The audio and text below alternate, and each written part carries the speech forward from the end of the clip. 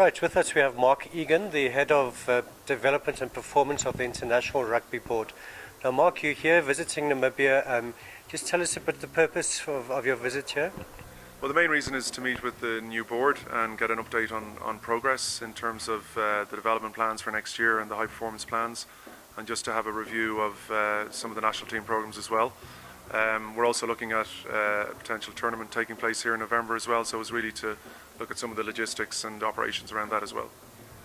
Right, now obviously you also here talking about funding and so on.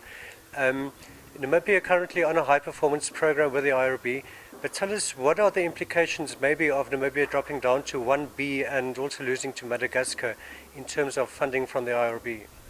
Well, we have a funding program in place as part of the strategic investment program, and there's also the development grant funding. So Namibia, as normal, will apply for its development grant, which is based on, agreed projects and key performance indicators. The high performance program, the new phase, we're going into a new 4-year cycle now, so we'll be going to our executive committee for approvals for the new funding in November. So again, part of the opportunity to be here is really to look at what plans the union has now.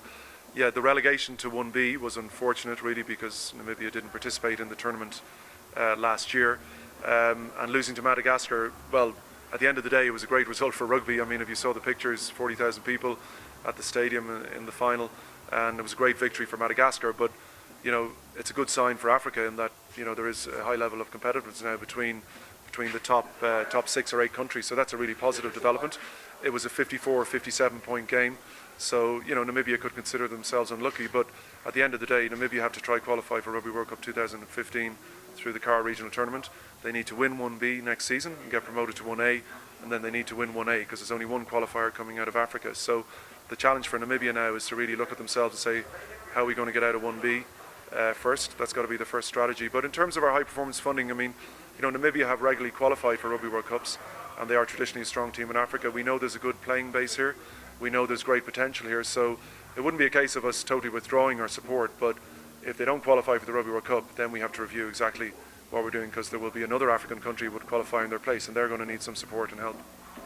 Right, and also tell us a bit now of new management here at the NRU after the previous one resigned. How's your working relationship so far?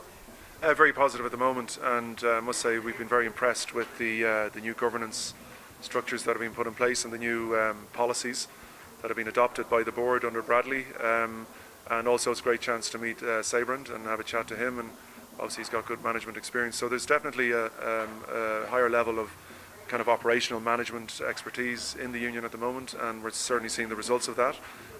We had a very good detailed application for the development grant next year, and I think the concept of having this tournament here in November again is a very positive development and shows that the union is ambitious and that they believe that they can organise major international events as well and test matches at home, and that's very positive. So overall it's good. There's still a long way to go, I think, for the union to get back on its feet, but we're seeing some positive progress.